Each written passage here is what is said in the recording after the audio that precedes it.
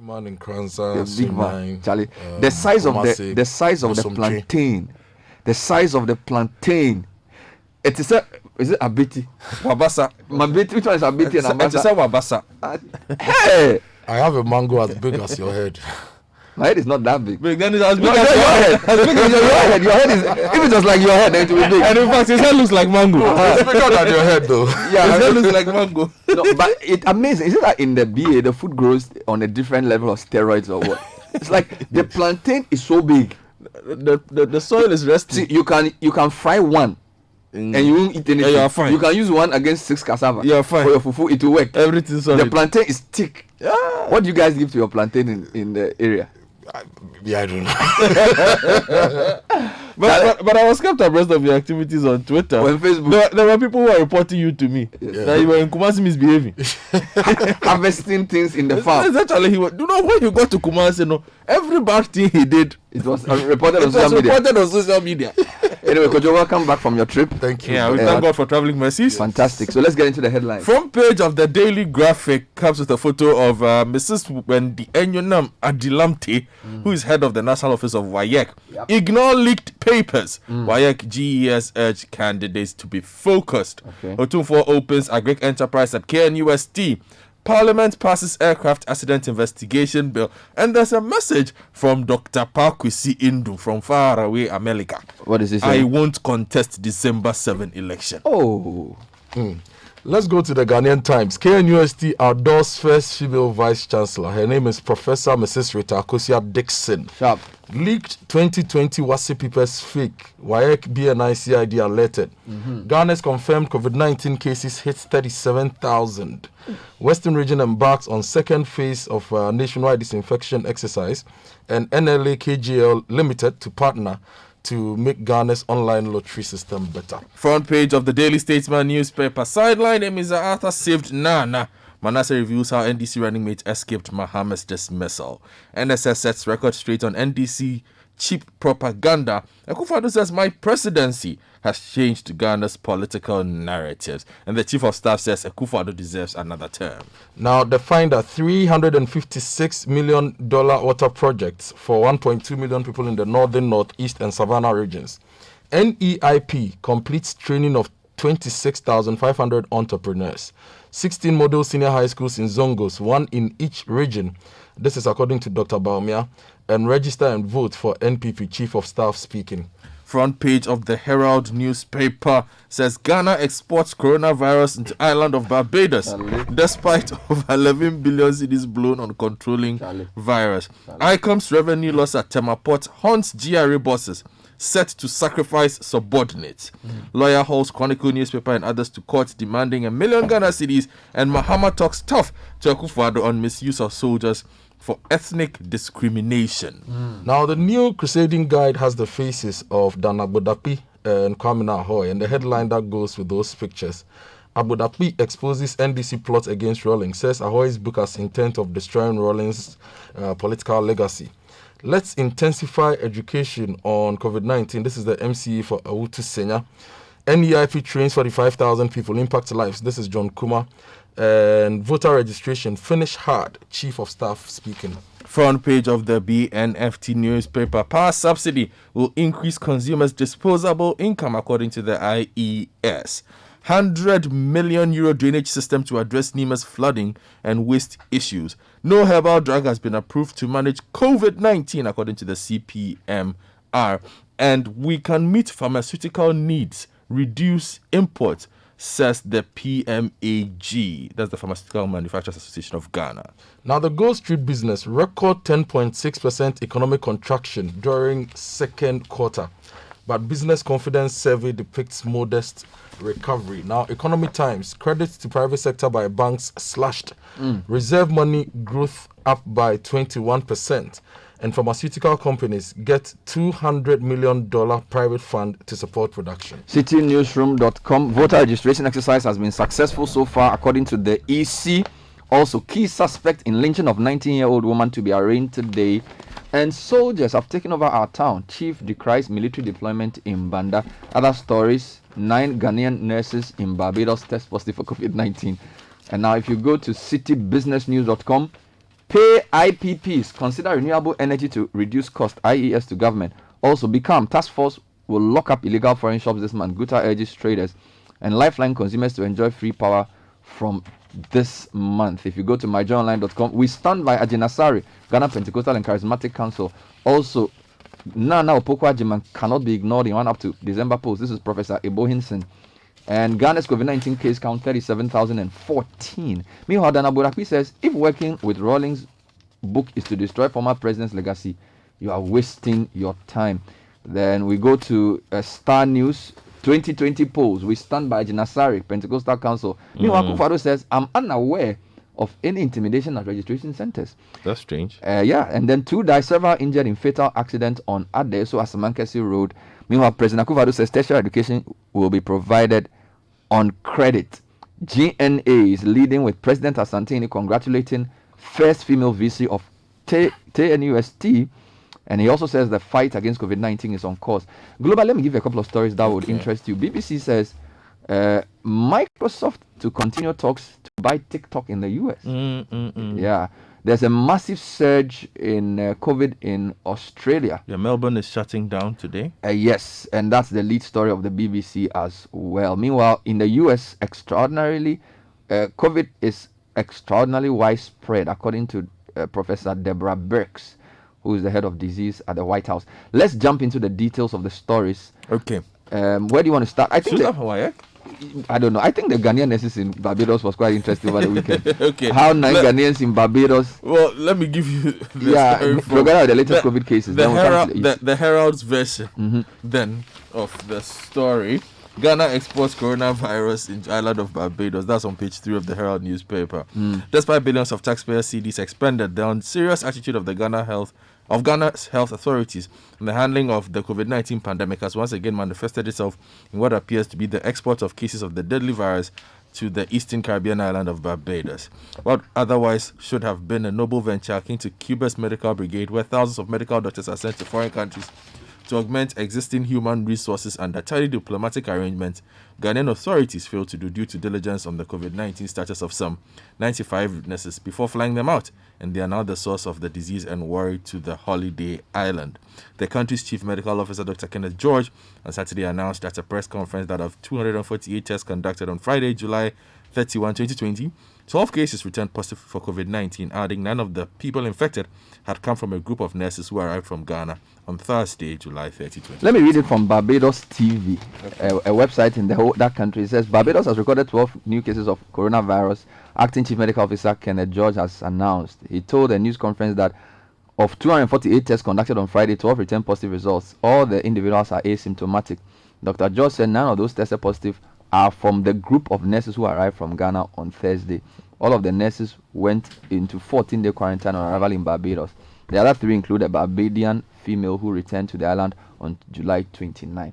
Now that we're on COVID, let's just give you the numbers. We have 787 new cases. Could you have that story? So the story says Ghana's coronavirus cases has risen to 37,014 with 787 new cases of infections being confirmed across the country, the Ghana Health Service has said.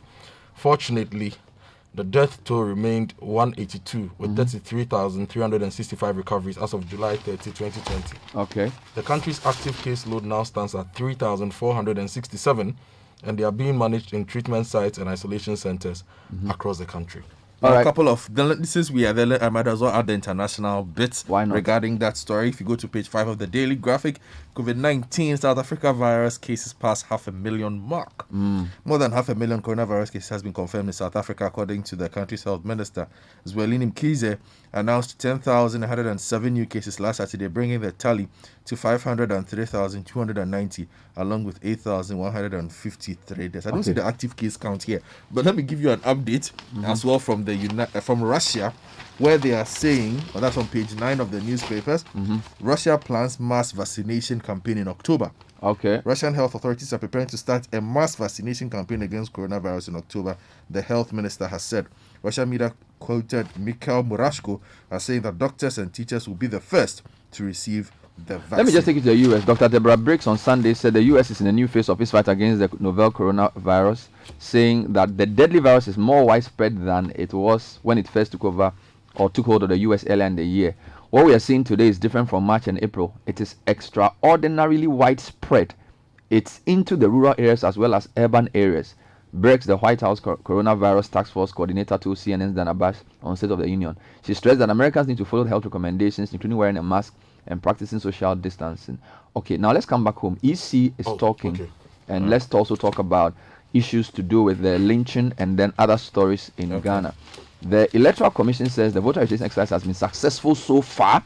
That's the lead story on citinewsroom.com, written by Jonas Nyabo. It says the Electoral Commission says the ongoing voter registration exercise has so far been very successful. It says although there have been challenges at some centers, the level of cooperation between the public and registration officials has ensured a generally smooth exercise. Acting Director of Public Affairs of the Commission, Sylviano, told Citi News in an interview that the Commission expects Ghanaians who are yet to acquire the ID to do so in the last phase, which ends on Thursday. Any other angles to this story? Well, the president is talking. If you go to Star News, he says, I'm unaware of any intimidation at registration centers. Akufo-Addo says, President Akufo-Addo said he's unaware of any form of intimidation by any group of people in any of the Electoral Commission's voter registration exercise centers across the country. Quote, one thing that excites me most is that the registration exercise in Ashanti and other areas has been very peaceful. I haven't heard of any person being denied the opportunity to register on grounds that you are not this or what. So we can't register you. What I've heard is that the exercise is going on smoothly in Asawasi and Asokore Mampong. We thank God for that. This is the most important thing. Now, he made the comments while addressing Islamic worshippers in Kumasi Central Mosque on Friday after afternoon Juma Muslim prayers as part of Eid al-Adha. He assured Asawasi constituents that efforts are underway to fix poor roads in the constituency in the coming election. I think he also spoke on a radio station. One to me. So first he did an interview in the upper, one of the regions, radio stations up north. He also did one on One to Me FM, where he also spoke to this matter. There's a lot happening in education as yes, well. let's go there. Okay, so leaked 2020 WASI papers fake. This is according to WAEC.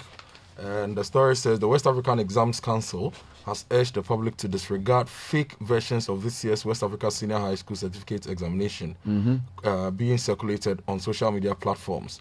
Specifically, the council, in a statement signed and issued by Agnes Kujo, head of public affairs of WAEC in Accra over the weekend, said the integrated science 1 and 2 papers on circulation on those social platforms were fake and aimed at leading candidates astray. Following the scrutiny, it's noted that the circulation of the fake questions was the handiwork of certain individuals, mainly operators of rogue websites and WhatsApp groups intended also to discredit the council.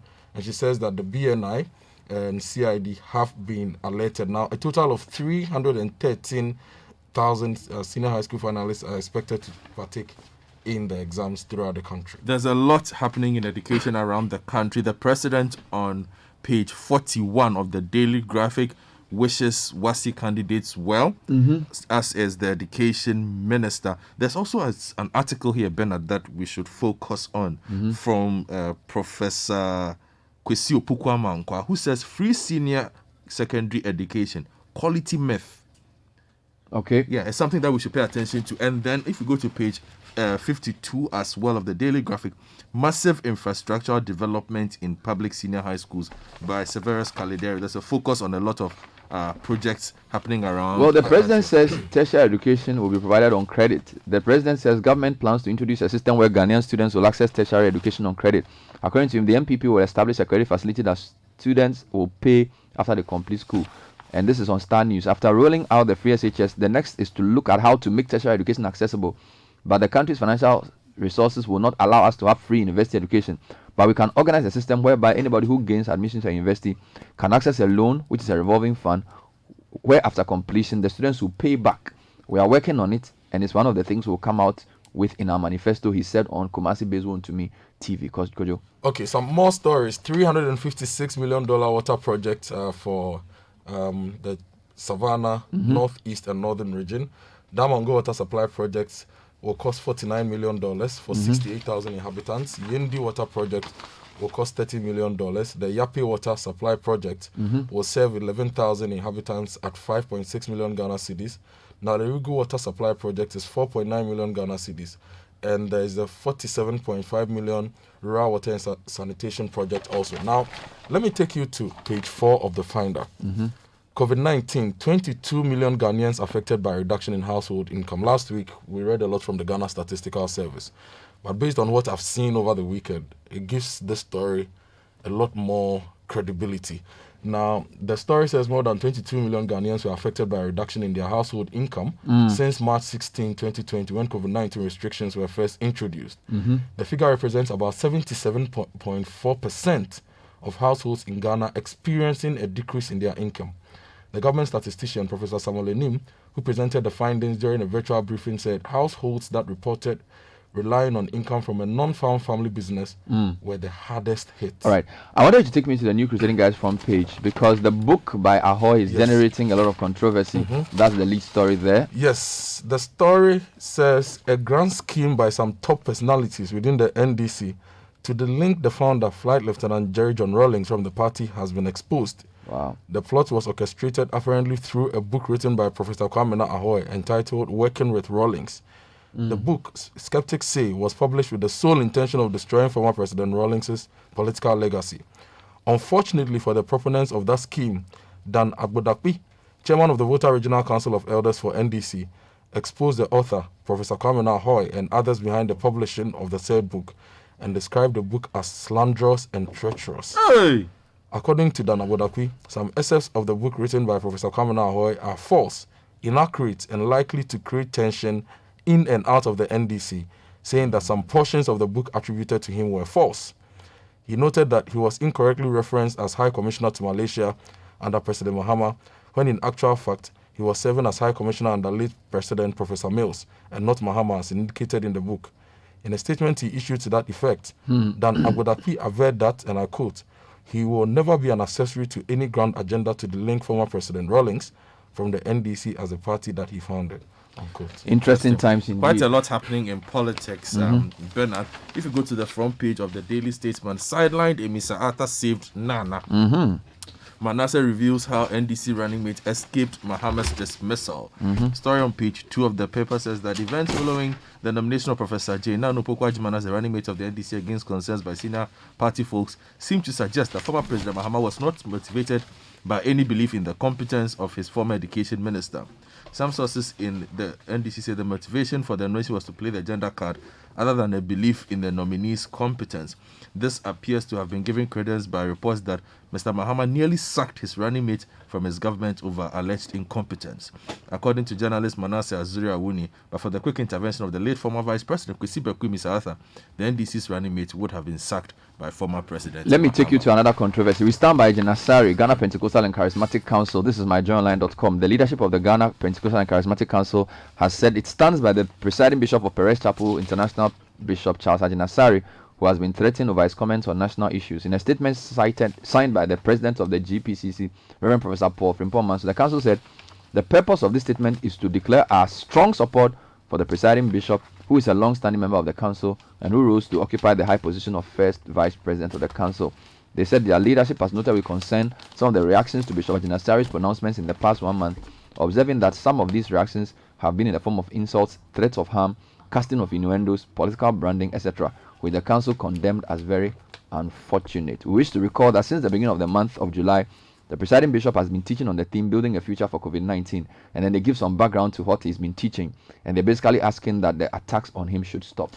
Well, let me give you one big announcement Okay. from Dr. Papa Kwesi Ndu on page 19 of the Daily Graphic. The founder of the Progressive People's Party, Dr. Papa Kwesi Ndu, will not contest this year's presidential election due to ill health. He explained that he had not been in the best state of health since 2017. In an interview with the Daily Graphic from his base in the United States, Dr. Ndum said his current state and other challenges did not leave time for politics. Now, his running mate in the 2016 presidential elections, Bridget Jogbanuku, says that she'll be a better president if she decides to run for the office and eventually win. Okay. Yes. Responding to a question as to whether or not she would get into the race to succeed Dr. Ndum as a party's flag bearer, Ms. Jogbanuku indicated that, I mean, a president is a leader. A president must be, and I keep saying it, must be an amalgam for the citizenry of the country. I'm still growing, so I'll work my way into it. Speaking of which, President and Asantini have congratulated KNUS's first female Vice Chancellor. This story is from Kumasi on GNA. It says President Akufo-Addo and the Asantini Otunfosetu II have congratulated Professor Mrs. Rita Akosua Dixon on her investiture as the 11th VC of the KNUST. Then there's a- Tanta Labotek. Yes. The newly invested VC is the first female to occupy the position in the history of Ghana's foremost science and technology university. She took it over from Professor Kwesi Obridanso. So Legon hasn't had a female VC yet. UCC had one in Professor Jane Nana. Yeah. Tech has also taken the lead there. And And- then they quote some statements from the two presidents and then You know, on congratulating Saturday, her. I listened to the broadcast of her inauguration, investiture, and when her achievements were being read, the research work she's done. Let me tell a few about her. So, product of Wesley Girls, not surprising. Start Fe- from St. Monica's to Wesley Girls. I didn't have that here. And then she did a first degree in pharmacy in KNUST, Master of Pharmacy and Pharmacognosy in 1999. Oh, yeah. Appointed lecturer at the university in 2000. Academic endeavors enabled to study for Doctor of Philosophy at King's College, UK. She returned to teach and research at Tech in 2007, became professor, senior lecturer in 2009, ASO Prof in 2014, and before that she was Pro VC. So she's Congratulations a to her. guru in the pharmaceutical space. I Now, tell the you. Economy Times front tell page you. says pharmaceutical companies get $200 million private fund to support production. Fantastic. Now, the story says the Ghana pharmaceutical industry, led by the Chamber of Pharmacy and LGI, have jointly announced the establishment of a $200 million COVID-19 relief fund to foster medium and long-term financial stability of the industry. And in finally, Bernard, from me, page 78, hour of decision. CAS rules on Palmer versus GFA case tomorrow. You recall, it was supposed to be done a month ago. It was postponed. Tomorrow morning, 10 a.m. Well, this Verdict. one will come on tech and social media trends. US tech giant Microsoft confirmed it's continuing in talks to buy US operations of Chinese-owned video sharing app TikTok. For what that's worth. Thank you, gentlemen, for being on the newspaper review. Coming up next is the Citi Business News. Stay with us. This is the Citi Breakfast.